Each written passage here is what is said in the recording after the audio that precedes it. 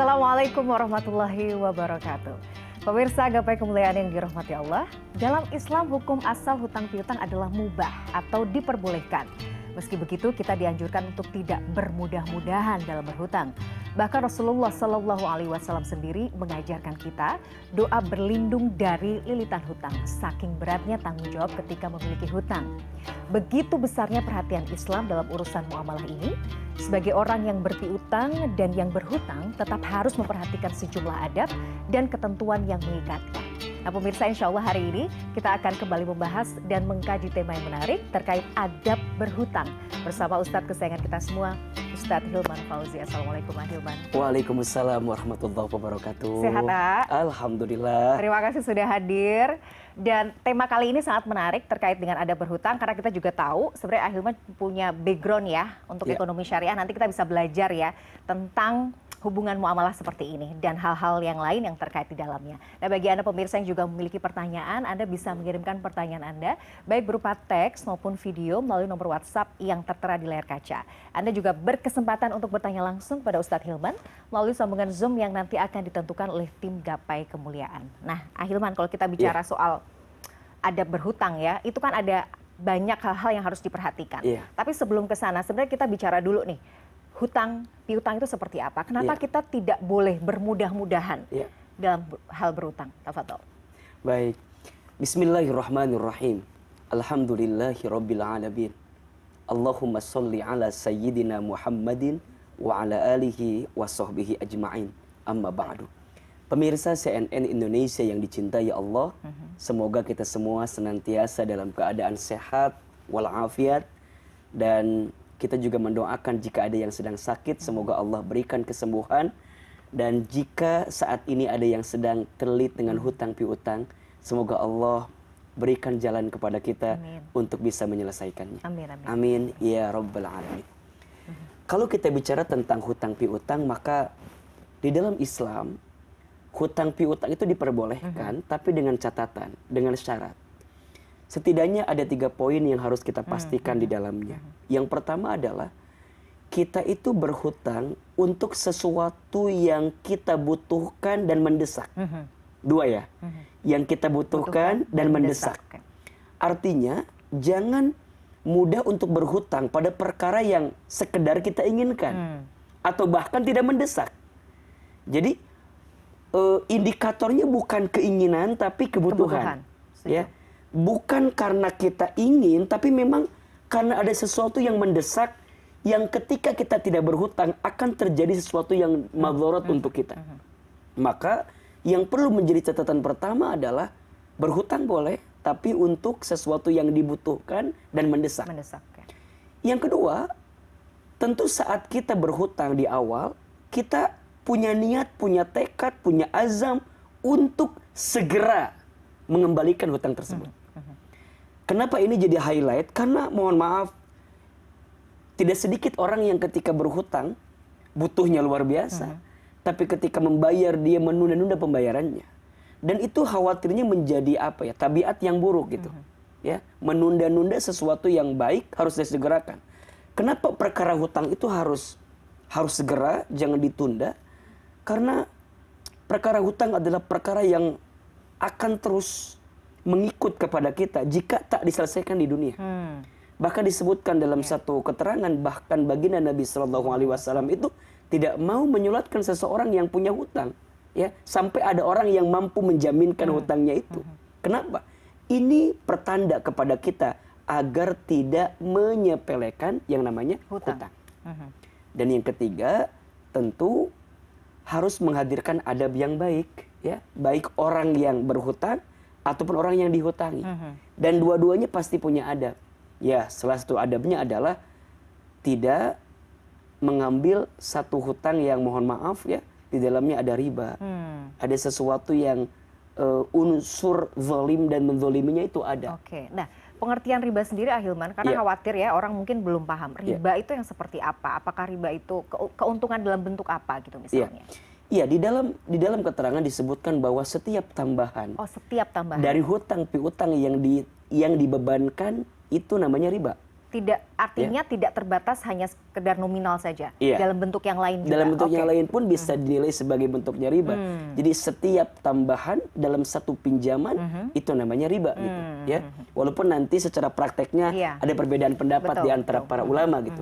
Tapi yang jelas bahwa orang yang berhutang itu sedang membutuhkan, dan orang yang dihutangi itu dalam tanda kutip dia punya kelapangan. Maka jangan sampai orang yang dihutangi membebankan sesuatu yang berat kepada orang yang berhutang dengan tambahan riba, karena kondisi orang yang berhutang juga sudah lemah gitu loh. Sudah sulit, sudah tertekan, sudah sangat-sangat berat kondisinya, kita bebankan, maka ya tidak boleh untuk membebankan riba tersebut. Nah, artinya apa? Dari 3 poin ini harus kita pastikan nih. 1, berhutang untuk sesuatu yang kita butuhkan dan mendesak. 2, berhutang dan kita niat untuk menyegerakan pembayaran hutangnya. Dan yang ketiga, tentu ada adab dalam berhutang tersebut. Nah, dalam catatan lain, kenapa 3 kerangka ini harus kita hadirkan? Karena jangan sampai hutang itu menjadi habit ya, menjadi kebiasaan yang malah memunculkan sesuatu yang buruk dalam kehidupan kita. Nabi SAW itu sering berdoa kepada Allah. Di antara doanya ada 2 kan. 1, baginda Nabi bermohon kepada Allah agar dijaga untuk tidak berbuat dosa. Dan yang kedua, baginda Nabi meminta kepada Allah agar dijaga untuk tidak mudah berhutang. Coba bayangin. Dijaga ya. Jadi 1, berdoa agar dijaga untuk tidak berbuat dosa. Dan yang kedua, berdoa agar tidak terjebak untuk mudah dalam berhutang. Kenapa? Salah satu alasannya adalah karena orang yang berhutang itu akan memunculkan sikap mudah berbohong dalam dirinya. Apalagi ketika dia sudah jatuh tempo pembayarannya, tapi dia nggak bisa, atau mungkin dia sengaja untuk menunda, maka dia akan mencari kebohongan-kebohongan lain. Dan mohon maaf, dalam keterangan lain disebutkan bahwa orang yang berhutang itu akan mengalami kondisi yang resah di siang hari dan kondisi yang gelisah di malam hari. Artinya orang yang biasa berhutang bukan untuk sesuatu yang dibutuhkan dan mendesak bagi dirinya, akan jadi tabiat yang buruk yang akan mengantarkan kegelisahan dalam dirinya. Maka jangan sampai kita terlalu memudahkan kebiasaan untuk berhutang sehingga mengantarkan keburukan. Nah, tentu harus ada adab yang berhutang ataupun adab juga yang dihutang. Nanti kita bahas di segmen berikutnya. Pemirsa jangan kemana-mana, Gapai Kemuliaan akan kembali sesaat lagi.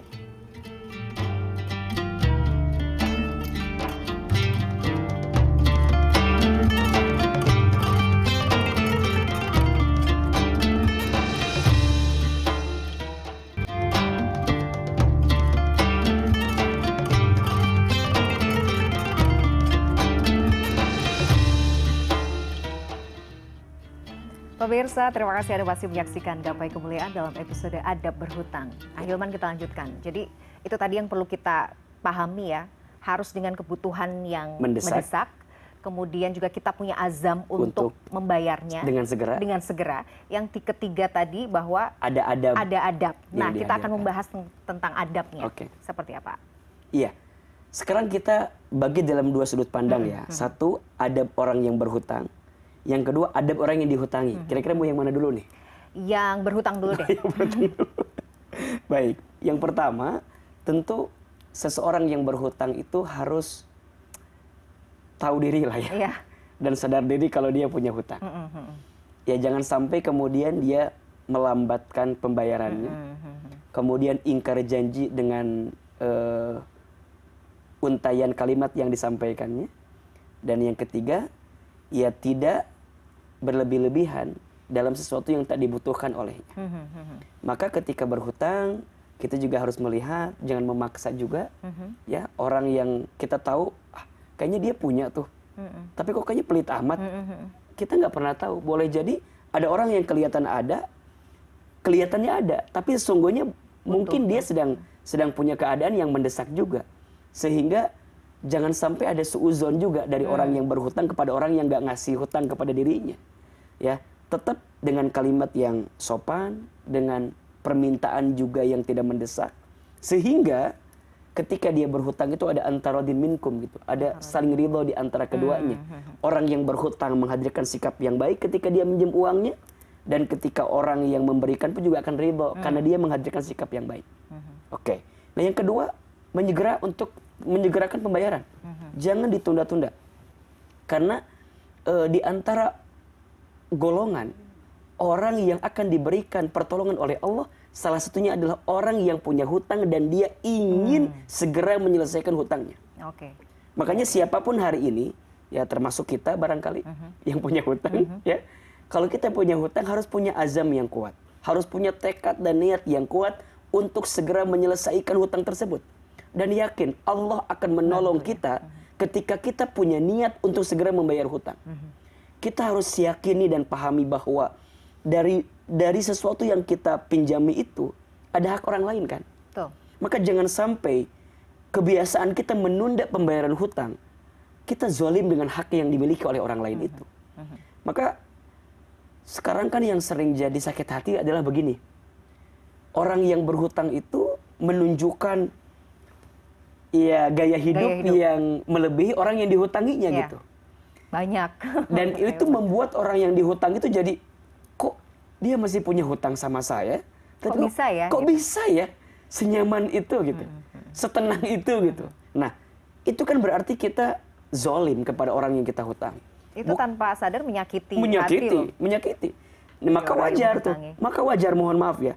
Kalau orang yang sering melambatkan pembayaran hutang, padahal dia mampu untuk menyegerakan, tapi dia melambatkan, berarti dia zolim kepada orang lain, dan nauzubillah, berarti dia pun menghambat datangnya rahmat dari Allah Subhanahu wa Ta'ala. Poinnya. Oke. Makanya sekarang kalau kita ingin dimudahkan dalam hidup, maka mudahkan urusan orang lain. Betul. Kalau kita ingin diberikan pertolongan dalam hidup, maka tolongnya orang lain. Dan itu konsep kan? Iya. Wallahu fi aunil abdi ma kana al-'abdu fi auni akhihi. Allah akan menolong hambanya ketika hambanya menolong saudaranya.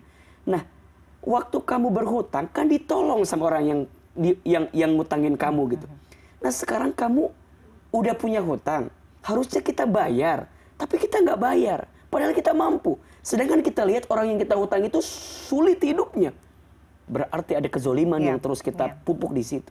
Maka wajar rahmat Allah jauh kepada kita, pertolongan Allah tak datang untuk kita. Mungkin kita juga menghadapi hal-hal sulit ya. Termasuk rezeki pun juga menjadi sulit.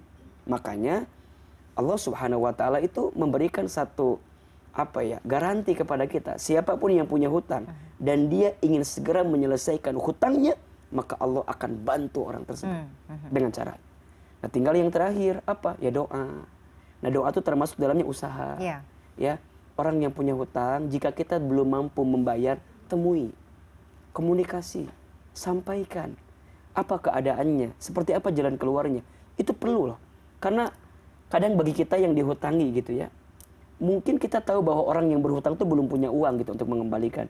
Tapi kalau dia punya tekad baik, punya itikat baik, punya ikhtiar yang baik sama kita, kita akan punya kelapangan hati untuk memberikan solusi bagi diri. Sangat, betul. Maka nanti sisi lain ada adab orang yang dihutangi. Apa?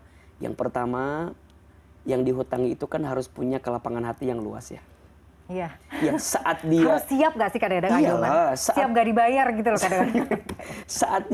saat dia memberi hutang kepada orang lain aja, berarti kan itu tuh udah luar biasa gitu. Udah ada kelapangan hati. Artinya dia menunda satu hal yang bisa dia lakukan dengan apa yang dia punya untuk dipinjamkan kepada orang lain. Ya. Maka orang yang meminjamkan hutang kepada orang lain itu pahalanya luar biasa. Bahkan disebutkan dalam sebuah keterangan, antara orang yang bersedekah dengan orang yang meminjamkan hutang kepada orang lain, ternyata pahalanya lebih besar orang yang meminjamkan hutang itu. Wah. Tapi hati-hati ya. Jangan diputus sampai di situ ya. Jangan harus sampai ada, masih panjang nih. Mulai hari ini mendingan saya hutangin ke orang, bukan ya. Itu diibaratkan ya. Orang yang meminjamkan hutang itu pahalanya 18 pahala derajat kebaikan. Sedangkan yang bersedekah 10 derajat pahala kebaikan. Ada. Kenapa coba? Margin. Kenapa? Iya, karena pertama kita mau membantu orang dalam kondisi butuh sekali. Betul. Yang kedua? Kan? Ya, kita dengan kerelaan hati itu memberikan sebagian harta kita. Ahilman. Jadi ada dua yang membuat kenapa pahalanya lebih besar. Satu, kita membantu orang yang sedang membutuhkan. Ya, maka Allah ganti ya kebaikanmu untuk membantu orang yang membutuhkan itu dengan pahala yang besar. Yang kedua, kamu mengorbankan apa yang seharusnya kamu bisa lakukan dengan uang kamu, dengan harta kamu, tapi kamu pinjamkan kepada orang lain. Tapi bukan berarti mulai hari ini saya mendingan minjemin aja deh daripada sedekah. Bukan berarti begitu ya, bukan. Tidak segampang itu Bukan. kadang-kadang. Jadi hadis ini untuk memberikan motivasi kepada kita yang memberi pinjaman kepada orang untuk melapangkan hati. Bahwa ada pahala yang besar yang Allah siapkan untuk kita, sehingga jangan sampai pahala besar yang Allah siapkan itu kita tukar dengan, mohon maaf, tambahan yang kita bebankan. Itu dilarang ya. Iya, makanya Iya kan? riba ya itu dilarang. Karena kita memberikan beban kepada orang yang sedang sulit. Sedangkan di sisi lain Allah udah ganti dengan pahala yang besar. Nah sekarang jangan sampai kita mengorbankan pahala yang besar hanya untuk rupiah atau uang yang kita dapatkan dari riba tambahan tadi. Maka Allah tuh maha baik. Maha baik. Maka siapapun kita yang hari ini meminjamkan hutang kepada orang, jangan merasa rugi atau kalau nggak ada tambahan. Tidak. Karena Allah memberikan gantinya dengan pahala yang lebih besar. Oke. Maka yang pertama, adab orang yang dihutangi itu ya harus kemudian punya kelapangan hati dan niatnya karena Allah. Betul. Ya. Berarti kalau niatnya karena Allah, kudu nyiapin space juga dong. Ketika satu saat orang yang berhutang tuh nggak bayar. Iya. Iya kan? Jadi, iya, betul kan? jadi memaknai kelapangan hati itu luas. Iya, betul. Jadi nyiapin space ridhonya, nyiapin space sabarnya, nyiapin space keikhlasan di dalamnya. Betul, betul. Nah, gimana cara menjaganya? Maka Islam memerintahkan setiap transaksi hutang piutang harus ada di yang menyaksikannya dan ada saksi ada berarti ya? catatannya. Ada saksi ya? Iya. Dan harus catat. Harus catat. Jadi yang catat dua-duanya. karena itu biar tidak terjadi konflik. Jadi maksudnya bukan berarti ikhlas tuh udah diam aja. Udah sama-sama tahu lah juga gitu sama ya? tahu. Tidak. Tapi digawangin gitu. Betul. Istilahnya dijaga dengan ada saksi, dengan ada catatan. Betapa mulianya ya Islam itu. Jadi agar Supaya nggak zolim agar ya, keduanya dua-duanya. nggak saling menimbulkan keburukan di antara keduanya. Maka perhatikan pemirsa, ayat yang paling panjang dalam Al-Qur'an yaitu surat Al-Baqarah ayat 282. Itu ternyata bicara tentang transaksi ekonomi. Highlight pertamanya bicara tentang adab hutang piutang. Bagaimana bunyinya? A'udzubillahi minasyaitonirrajim. Ya ayyuhalladzina amanu idza tadayantum bidainin ila ajalin musamma faktubuh. Wahai orang beriman. Yang dipanggil orang beriman. Berarti ini kan tidak menutup kemungkinan orang beriman punya hutang juga. Iya. Ya kan? Iya. Tidak menutup kemungkinan orang beriman juga ada hutang piutang juga. Betul. Oke? Apa perintah Allah? Apabila engkau melakukan transaksi hutang piutang dalam jangka waktu, maka faktubuh, catatlah. Buat catatan. Pertanyaan saya, biasanya yang nyatat hutang itu yang dihutangi atau yang berhutang? Biasanya yang ngutangin ya. Biasanya. Biasanya. Oke. Berarti udah bener ya, yang ngutangin nyatat. Nyatet. Karena iya, ini uang Orang saya. kepake soalnya sekian. Tapi gitu kan. kadang ada yang lupa, orang yang berhutang harusnya juga mencatat. Karena yang paling berat bebannya, Iya. yang paling berat sesuatu yang ditimpakan bagi hutang itu siapa? Orang yang berhutang. Oke. Betul? Maka faktubuh ini mencakup yang berhutang juga mencatat, yang dihutangi juga mencatat. Kemudian cari saksinya. Karena agar tidak terjadi sesuatu yang menimbulkan keburukan. Oke, singkat cerita dia beri hutang. Nah, sampai pada waktu tertentu orang yang berhutang belum bisa mengembalikan hutangnya. Maka apa yang perlu dilakukan oleh orang yang dihutangi? Berikan kemudahan kepada orang yang berhutang Waktu ya. untuk bisa menyelesaikan hutangnya. Dengan cara apa? Pertama, bisa reschedule. Ya, Apa itu? Kita memberikan jangka waktu tambahan. tambahan betul. Ingat, dengan tanpa membebankan tambahan daripada pinjaman tersebut. Kalau misalnya kita harusnya bayar tanggal 10. Baik. Pas masuk tanggal 10 dia belum bisa bayar. Bisanya akan bayar tanggal selanjutnya. Kalau dia bebankan itu dengan tambahan lain, maka jadi riba. Namanya riba jahiliyah. Riba jahiliyah. Maka tidak boleh. Ya kalaupun memberikan tenggang waktu, kelonggaran waktu, memang murni ingin memberikan kemudahan kepada orang yang punya hutang tersebut. hutang, oke. Jadi yang pertama reschedule. Atau Kasih yang tambahan kedua waktu. restruktur. Oke. Gimana caranya? mungkin dia nggak bisa bayar cicilannya sekian. Oke, kita ini ya, kita kurangi Kita misalnya kurangin, cicilannya. kira-kira Oke. sampai titik berapa dia akan mampu. Ini perlu dibahas lebih detail. Oke, kayaknya. nanti di segmen berikutnya. Boleh. Kita harus jeda. Pemirsa jangan kemana-mana, Gapai Kemuliaan masih akan kembali setelah jeda yang satu ini.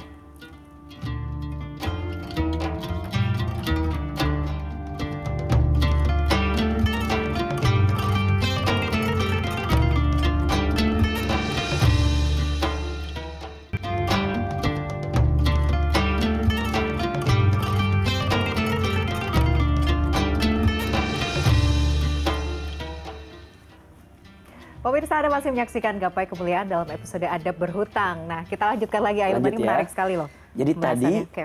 untuk kita yang dihutangi ya adab pertama Dua, adalah punya reschedule. kelapangan Oh, iya, hati kan. Kemudian yang kedua siapkan catatan dan saksi Betul. dalam hutang piutang. Nah, baru yang ketiga, jika sudah masuk waktunya tapi membayar. yang bersangkutan belum bisa bayar, maka berikan kemudahan. Ya, bagaimana caranya? Dua. Satu, reschedule. Jadi kasih tenggang waktu kepada dia, kira-kira kapan akan bisa mengembalikan hutang tersebut. Oke. Dan yang kedua, restruktur. Ini bahasanya ekonomi banget ya. Iya, mungkin dia bisa menggunakan Iya. pola-pola pembayaran yang lebih mudah untuk Lebih mudah, dirinya. betul. Gitu. Dan ingat ya, dalam proses memberikan kemudahan dengan cara mengakhirkan waktunya atau menunda waktu, kemudian dengan cicilan yang dirubah, itu jangan dibebankan juga dengan tambahan. Nanti masuk kategori riba juga di ya. dalamnya. Kenapa? Karena Allah sudah menyiapkan pahala yang luar biasa. Jadi, kalau kita memberikan kemudahan kepada orang yang berhutang dengan tenggang waktu yang kita berikan, maka setiap waktu yang kita berikan itu, kata Nabi, kita diberikan pahala sedekah. Masya Allah. Jadi nih, Oke. kan harusnya bayar tanggal 10, tapi dia nggak Mundur bisa, nih, oke. mundur tanggal 11. Jadi kalau kita berikan kemudahan kepada dia untuk bayar tanggal 11, dapat pahala sehari sedekah. Kalau 2 hari, 2 hari sedekah. Kalau 3 hari, 3 hari sedekah. Sampai kapan? Kan ini pertanyaannya kan. Tapi sampai kapan gitu Nah, harus menunggu? Sampai kapan harus menunggu? Nah, maka nanti kita masuk kategori yang keempat. Kita simpulkan dengan orang yang punya hutang itu, apa nih penyelesaiannya? Udah dikasih waktu, nggak bayar juga. Dikasih tenggang pola pembayaran diringankan, nggak bayar Masih juga. belum, oke. Apa yang perlu dilakukan? Maka disitulah kalau mau masuk level yang paling tinggi ya, langsung menghela nafas. kita Oke. mengikhlaskan hutang yang kita miliki itu agar kemudian menjadi kebaikan di hadapan Allah Subhanahu wa taala. Tapi dalam hukum positif mungkin tidak semudah itu. Iya. Lihat dulu nominalnya. Iya. Kalau barang 10.000, 20.000 gitu. Oke lah. kan. Maka Iya, betul. ya maka ditengahkan. Ya kalaupun yang bersangkutan yang punya hutang itu punya aset yang bisa dilepas, ya boleh diambil. Jadi sebenarnya untuk menyelamatkan dia yang punya hutang kan. Nah itu, untuk menyelamatkan dia. Untuk yang punya menyelamatkan dia hutang. punya. Jadi kalau ada orang yang dihutangi, kemudian artinya bukan maksa ya, memberikan berbagai solusi jalan keluar untuk membayarkan hutang karena dia merasa bahwa hutangnya terlalu besar. Ada kemaslahatan lain yang sebenarnya bisa dia dapatkan jika dia bisa bayar hutang gitu. Tapi dia tetap aja karena mungkin tabiat, karena sikap gitu. Maka yang bersangkutan yang punya hutang kalau punya aset ya dilepaskan untuk membayar hutang. Tapi kadang-kadang juga nggak mau, nggak rela Ahilman. Nah makanya disitulah nanti kan ada pihak lain yang Oke. bisa ikut campur dengan Oke. menyelesaikan. Karena mohon maaf ya, lebih baik urusan kita di dunia selesai Selesai, betul. daripada nanti itu akan menjadi sesuatu yang membebankan kita di akhirat. Karena kenapa sih Ahilman, maksudnya ancamannya ya atau bahayanya kalau kita tidak kemudian menyelesaikan masalah hutang piutang ini di dunia itu, apa yang akan terjadi? Zolim, Zolim. ada hak orang lain yang sudah memberikan hutang ke kita, kan harusnya dia bisa menikmati apa yang dia miliki. Dan itu bisa digugat ya bagi orang yang maksudnya Iya. haknya kemudian diambil. Nanti di di- akhirat akan masuk kategori muflis itu kan. Iya, orang yang rugi bangkrut itu, itu. Jadi semua amal pahala kebaikannya itu akan dipindahkan kepada orang yang Ditransfer ya. dizoliminya. Nah pertanyaannya, mending kalau saldo kebaikannya banyak. Iya. Lah kalau minus. Kalau saldo kebaikannya kurang bagaimana? Maka dalam Islam itu disebutkan di ujung hadisnya, maka dosa orang yang dizolimi akan dipindahkan kepada orang yang menzoliminya. Apakah kita sanggup? Apakah kita sanggup? Makanya memang berat untuk menjalani ini. Tapi dunia kan bukan tempat tinggal kita. Dunia tempat meninggal kita. Iya. Hidup bukan untuk hidup, tapi hidup untuk yang maha hidup. Oke. Mati bukan akhir kehidupan. Justru mati itu adalah awal kehidupan yang sebenarnya. Maka dalam setiap saat kita berdoa kepada Allah agar kita tuh terjaga gitu dari jeratan hutang kan. Karena hutang akan mengantarkan satu keburukan. Oke. Nah, ya memang orang yang dihutangi harus, makanya di awal saya bilang harus punya kelapangan hati. Ya kalaupun nanti dia bisa mengikhlaskan hutangnya, maka percayalah itu akan jadi kebaikan juga untuk kita di hari kiamat. Cuman kadang-kadang gini, kadang-kadang ya kalau ada orang yang terlalu baik gitu ya, itu akan dimanfaatkan gitu. Iya. Dan orang yang tadi berhutang itu tidak mengambil pelajaran gitu. Ini kan yang khawatir gitu. Oke. Dan orang itu mohon maaf ya, kalau sudah jadi tabiat ya, dia minjem ke sini, minjem ke sini. Karena entar juga pasti diikhlasin. Entar juga pasti. Nah, itu ngeselin sih. ini yang berbahaya. Iya, betul. Ini yang berbahaya. Maka bukan hanya berdoa agar tidak berhutang, tapi berdoa agar di hati ini tidak ada keinginan untuk untuk memudahkan berhutang gitu. Makanya tadi kan berhutang boleh, yang tidak boleh itu bermudah-mudahan dalam berhutang itu. Sedikit-sedikit hutang, apalagi Iya. hanya sekedar memenuhi gaya hidup. Iya. Karena sekarang kan karena Iya. semua orang ingin terlihat mampu, ingin Betul. terlihat sukses. Betul. Padahal sebenarnya mungkin secara finansial masih belum mampu, akhirnya harus berhutang. Betul. Nah, Hilman, betul nggak sih istilahnya seperti ini? Untuk melihat karakter seseorang, lihat bagaimana dia bertanggung jawab terhadap uang. Betul ya, memang seperti itu ya. Ada dua hal kata para ulama untuk melihat kualitas seseorang. Yang pertama, lihatlah dia saat engkau mengajaknya safar, bepergian. Iya, itu betul. Jadi orang itu akan kelihatan kualitas dirinya seperti apa ketika diajak safar. Iya. Makanya kita sering dengar ya, kekerabatan orang yang sering naik gunung tuh luar biasa tuh. Karena kelihatan orang tuh baik, nggak baik gitu ya. Dan seterusnya tuh dari perjalanan, safar. Maka Betul. bawalah pergi gitu kan, bawalah pergi yang jauh agar engkau bisa melihat seperti apa kualitas orang yang kamu bawa. Betul. Yang kedua, lihatlah bagaimana kualitasnya ketika berurusan dengan uang. Ya. Makanya sebaik-baiknya orang itu bisa dilihat di pasar, dan seburuk-buruknya orang pun juga bisa dilihat di pasar. Setuju sih. Dan ya nggak usah jauh-jauh ya, karena urusan uang itu ya mohon maaf ya, adik kakak yang waktu kecil mereka bermain bersama, ketika besar mereka bisa bertengkar karena urusan harta. Betul? Suami istri yang ketika awal mereka saling mencintai, tapi mereka bisa berpisah karena urusan harta. Bahkan na'udzubillah, seorang anak berani memperkarakan urusan hukum kepada orang tuanya karena urusan harta. Makanya bab harta itu harus jelas. Betul. Harus jelas. Ini akadnya apa nih? Minjam, hibah misalnya. Hibah kan waris. Waris. Bahkan kalau kita lihat dalam Al-Qur'an, saking luar biasanya hukum dalam urusan harta ini, urusan waris itu sampai ditentukan angka-angkanya dalam Al-Qur'an. Dan itu precise ya, tepat Biasanya kan di hadis dijelaskan. Tapi untuk urusan waris di Quran. Allah disebutin langsung sebutkan 1/2-nya, 1/4-nya, 1/8-nya, 1/3-nya, 1/6-nya. Itu dijelaskan di dalam Al-Qur'an. Saking Al-Quran tuh ingin menjaga bagaimana harta seseorang. Masya Allah, ini kayaknya harus jadi bahasa sendiri nih di satu episode ya. Insya Allah ya Hilman. Ahilman, terima kasih atas ilmunya, ini Masya Allah bermanfaat. Tapi pemirsa, usai sudah perjumpaan kita hari ini dalam program Gapai Kemuliaan. Semoga tausiah kita kali ini bisa menambah hasanah ilmu agama kita, menjadikannya bermanfaat, dan yang paling utama, menambah ketaatan kita kepada Allah Azza wa Jalla. Saya Meladia Rahma dan juga Ustadz Hilman Fauzi undur diri. Terima kasih atas perhatian Anda. Insya Allah kita akan jumpa lagi pada episode berikutnya. Wabillahi taufiq wal hidayah. Wassalamualaikum warahmatullahi wabarakatuh. Waalaikumsalam.